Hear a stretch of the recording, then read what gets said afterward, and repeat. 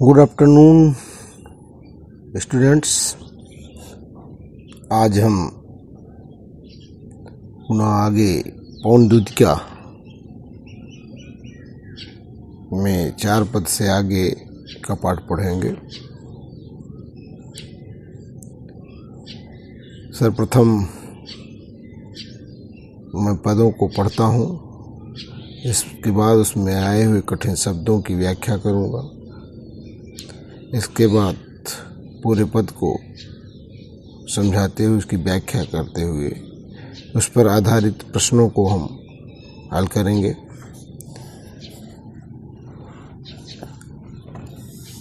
थोड़ा आगे सरस रव का धाम सतपुष्प वाला, अच्छे अच्छे बहुद्रुम लतावान सौंदर्यशाली, प्यारा वृंदा विपिन मन को मुग्धकारी मिलेगा, आना जाना इस विपिन से मोह माना न होना। जाते जाते अगर पथ में क्लांत कोई दिखावे, तो जाके सन्निकट उसकी क्लांतियों को मिटाना। धीरे धीरे परस करके गात उत्ताप खोना, सद्गंधों से श्रमित जन को हर्षितों सा बनाना। लज्जाशीला पथिक महिला जो कहीं दृष्टि आए, होने देना विकृत वसना तो न तू सुंदरी को। जो थोड़ी भी श्रमित वह हो, गोद ले श्रांति खोना। होठों की और कमल मुख की म्लानताएं मिटाना। कोई क्लांता कृषक लड़ना खेत में जो दिखावे, धीरे धीरे परस उसकी क्लांतियों को मिटाना। जाता कोई जलद यदि हो व्योम में, तो उसे ला छाया द्वारा सुखित करना तप्त भूतांगना को। इस बार परीक्षा में ये लज्जाशीला पथिक महिला जो कहीं दृष्टि आए, यहाँ से लेकर के तप्त भूतांगना को परीक्षा में आज आया, इस वर्ष आया था। इस पर प्रश्न पूछे गए थे। अब हम पद संख्या 5 से लेकर के 8 तक कुल 4 पदों को आज पढ़ेंगे। इसमें प्रथम पद में आए कठिन शब्दों को हम देखें तो सरस अर्थात मधुर, रस से युक्त। रव शब्द होता है आवाज। धाम घर, सतपुष्प वाला, सुंदर पुष्प वाला, सुंदर फूलों वाला या सैकड़ों फूलों वाला भी कहा जा सकता है, लेकिन यह सुंदर फूलों वाला। अच्छे अच्छे बहुद्रुम लतावान सौंदर्यशाली। द्रुम माने वृक्ष, लतावान माने लताओं से युक्त, अत्यंत सुंदर। प्यारा वृंदा विपिन, वृंदा विपिन अर्थात वृंदावन। मन को मुग्धकारी, मुग्धकारी माने मोहित करने वाला। आना जाना इस विपिन से, विपिन माने वन। मोह माना न होना, मोह माना अर्थात मोहित होना। जाते जाते अगर पथ में क्लांत, क्लांत माने थका हुआ, हारा थका हुआ, तो जाके सन्निकट, सन्निकट माने उसके पास, क्लांतियों को मिटाना, उसकी थकावटों को दूर करना। परस, परस माने स्पर्श करके। गात माने शरीर, उत्ताप माने गर्मी, होना माने दूर करना। सद्गंधों से, सद्गंध माने सुगंध, खुशबू। से श्रमित, श्रमित माने थके हुए, जन माने लोगों को हर्षितों सा बनाना, उन्हें प्रसन्न करना, आनंदित करना, खुश करना। लज्जाशीला पथिक महिला जो कहीं दृष्टि आए। लज्जाशीला माने लाजवंती, पथिक माने राहगीर, महिला स्त्री, कहीं दृष्टि आई दिखलाई पड़े। होने देना न विकृत वसना, विकृत वसना अर्थात उसके वस्त्रों को अस्त व्यस्त न करना, अर्थात उसके शरीर से वस्त्रों को उड़ा करके उसे उसके वस्त्रों को उड़ाकर उसके वस्त्रों को अस्त व्यस्त न करना। थोड़ी भी श्रमित वह हो, श्रमित माने थकी, तो गोद ले, उसे अपने गोद में लेकर शांति, शांति थकान,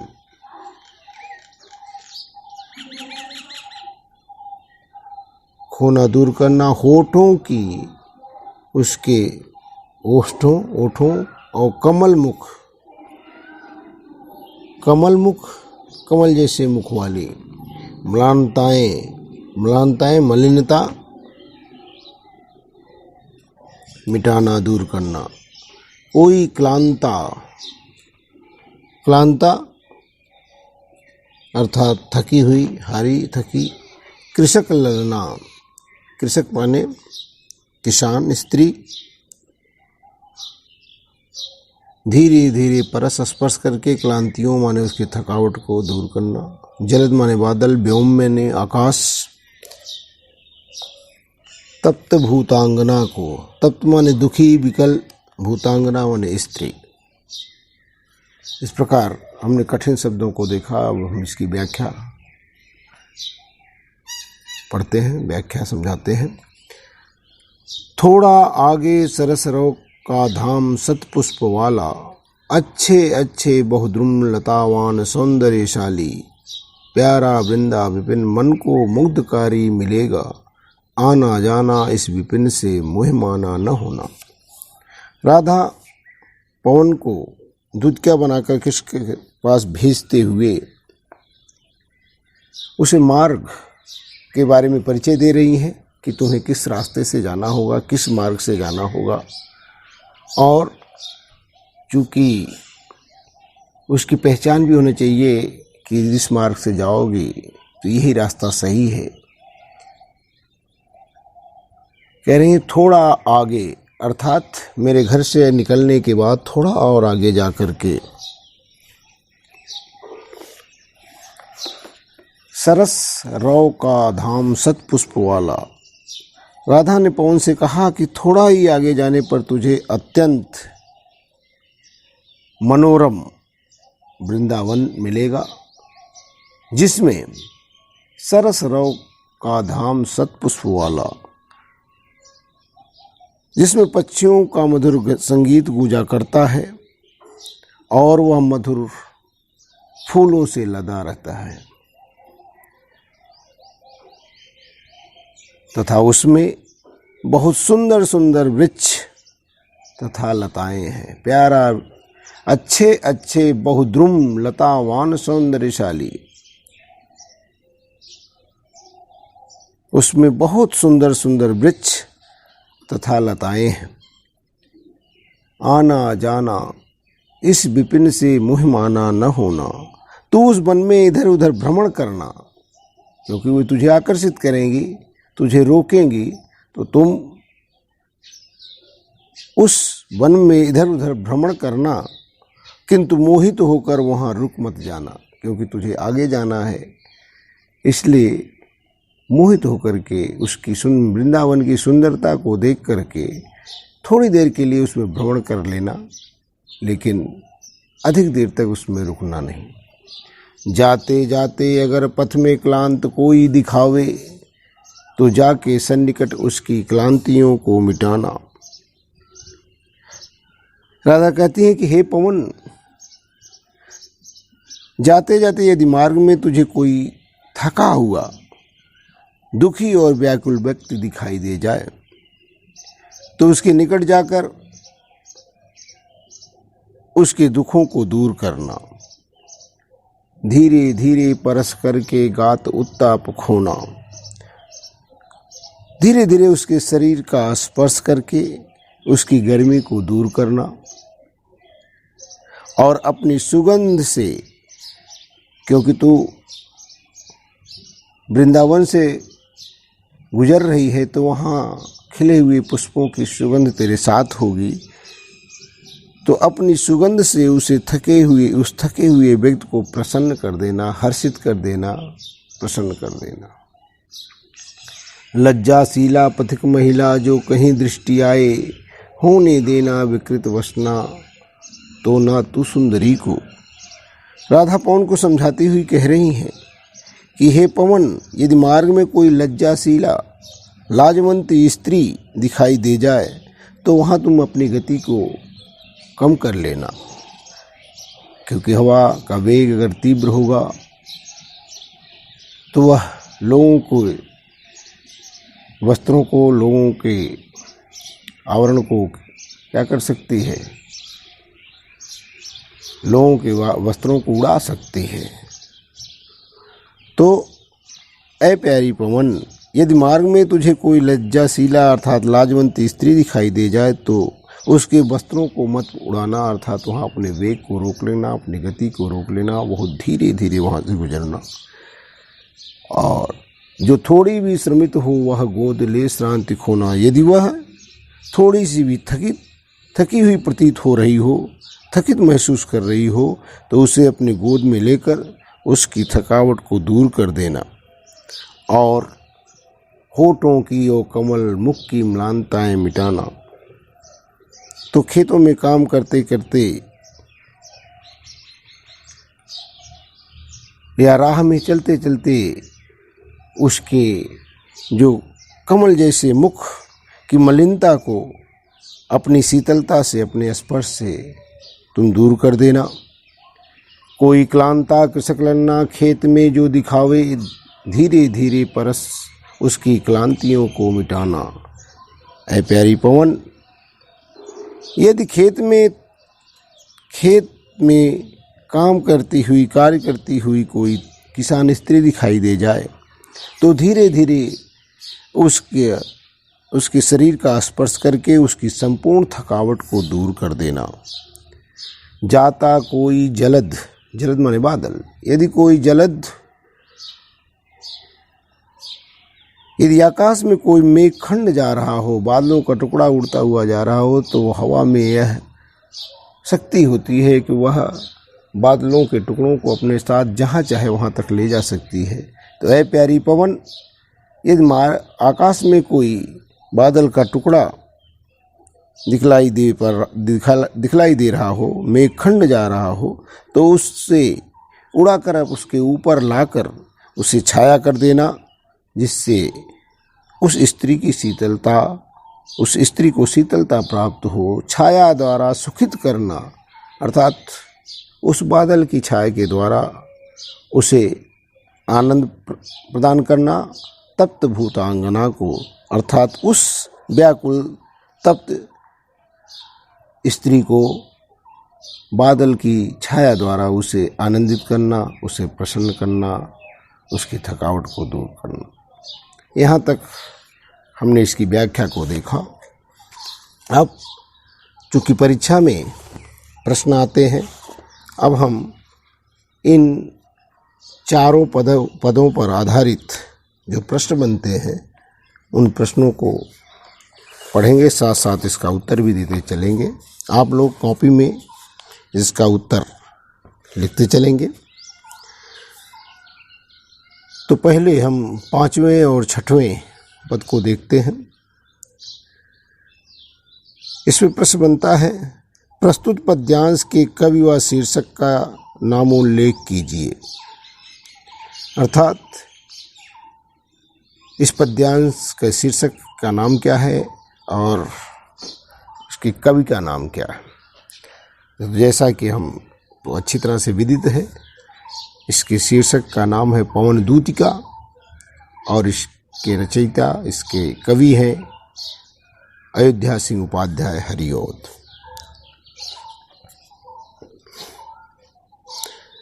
दूसरा प्रश्न है, प्रस्तुत पद्यांश में नायिका पवन से क्या कहती है?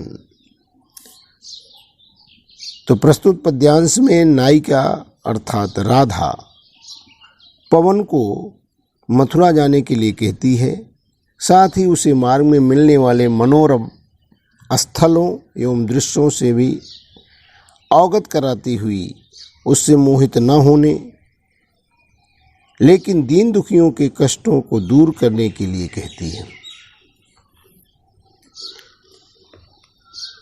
अगला प्रश्न, राधा पवन को किन वस्तुओं से मोहित न होने के लिए कहती है?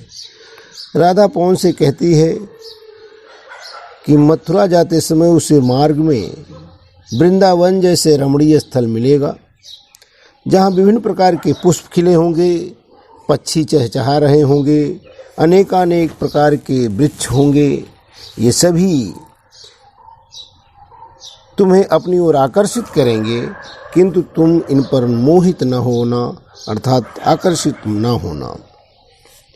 नायिका पवन से किस प्रकार लोगों की सहायता करने के लिए कहती है? नायिका अर्थात राधा पवन से थके हारे लोगों की सहायता करने के लिए कहकर उससे कहती हैं कि तुम ऐसे लोगों के पास जाकर उनके शरीर को धीरे धीरे स्पर्श करते हुए उनके सभी दुखों को दूर कर देना, उनको शीतलता प्रदान करना, उनके चारों ओर अपनी सुगंध बिखेर कर उनके जीवन को खुशहाल बना देना।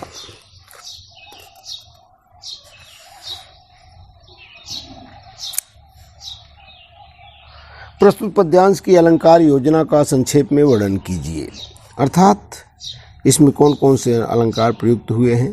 तो प्रस्तुत पद्यांश में कवि ने पवन को दूत के रूप में प्रस्तुत किया है। तो यहाँ मानवीकरण है, पर्सनिफिकेशन जिसे आप कहते हैं, अर्थात संपूर्ण पद्यांश में मानवीकरण अलंकार है। मानवीकरण अलंकार के अतिरिक्त अच्छे अच्छे जाते जाते धीरे धीरे में पुनरुक्त प्रकाश अर्थात शब्दों को दोहराना और श्रमित जन को हर्षितों सा बनाना में उपमा अलंकार है। अब पद संख्या 7वें और 8वें पे जो प्रश्न बनता है वह प्रश्न है, प्रथम प्रश्न, प्रस्तुत पद्यांश का केंद्रीय भाव लिखिए, जिसे अंग्रेजी में आप सेंट्रल आइडिया कहते हैं। तो प्रस्तुत पद्यांश में कवि ने नायिका के द्वारा पवन को कही गई बातों के माध्यम से मूल भावना जो है परोपकार की भावना को महत्व दिया है। नायिका द्वारा स्वयं की पीड़ा से पहले दूसरों की पीड़ा एवं कष्टों को दूर करने का संदेश दिया गया है। यहाँ राधा की छवि एक पर दुख कातरा अर्थात स्वयं तो दुखी है लेकिन दूसरे के दुख को भी कम नहीं समझती है। वह पवन से कहती है कि रास्ते में आने वाले अन्य व्यक्तियों के भी दुखों को दूर करते हुए चलना। नायिका पवन से अगला प्रश्न, नायिका पवन से लज्जाशील महिला के प्रति कैसा आचरण अपनाने के लिए कहती है? नायिका पवन से लज्जाशील महिला के प्रति स्नेह एवं प्रेम का आचरण अपनाने के लिए कहती है कि यदि मार्ग में कोई लज्जाशीला महिला अर्थात लाजवंत स्त्री मिले तो उसके वस्त्रों को न उड़ाए अर्थात वहाँ अपनी गति को वह धीमा कर ले। यदि उसे थोड़ी थकी हुई लगे वह तो उसे अपनी गोद में लेकर उसकी थकान और मुख की मलिनता को हर लेना अर्थात उसके शरीर को स्पर्श करके धीरे धीरे उसकी शीतलता को दूर कर देना, उसकी ताप को दूर करना, उसे शीतलता प्रदान करना। नायिका पवन से किस प्रकार कृषक महिला की सहायता करने के लिए कहती है? नायिका पवन से कहती है कि यदि उसे मथुरा जाते समय कोई कृषक महिला खेतों में काम करती हुई दिखाई दे तो उसके पास जाकर अपने स्पर्श से उसकी थकावट को मिटा देना, साथ ही आकाश में छाए हुए बादलों को अपने बेग से उड़ाकर उनकी छाया के द्वारा उसे शीतलता प्रदान करना, उसकी सहायता करना। प्रस्तुत पद्यांश के शिल्प सौंदर्य का संक्षेप में वर्णन कीजिए। किस तरह से इस कविता में सुंदरता समेटी गई है। उसका वर्णन करना है। प्रस्तुत पद्यांश में कवि ने तत्सम शब्दावली युक्त खड़ी बोली का प्रयोग किया है। कवि ने प्रबंध शैली में नायिका की वियोगावस्था विरहावस्था का वर्णन किया है। कवि ने रूपक, पुनरुक्त प्रकाश व मानवीकरण अलंकारों का प्रयोग करके पद्यांश के भाव सौंदर्य में वृद्धि कर दी है। अंतिम प्रश्न, जलद और व्योम शब्दों के दो पर्यायवाची शब्द लिखिए। जलद माने बादल, तो बादल के पर्यायवाची, जलद का पर्यायवाची है बादल, मेघ, घन। व्योम, व्योम माने आकाश, नभ, अंबर, आकाश, गगन आदि आदि। Thank you.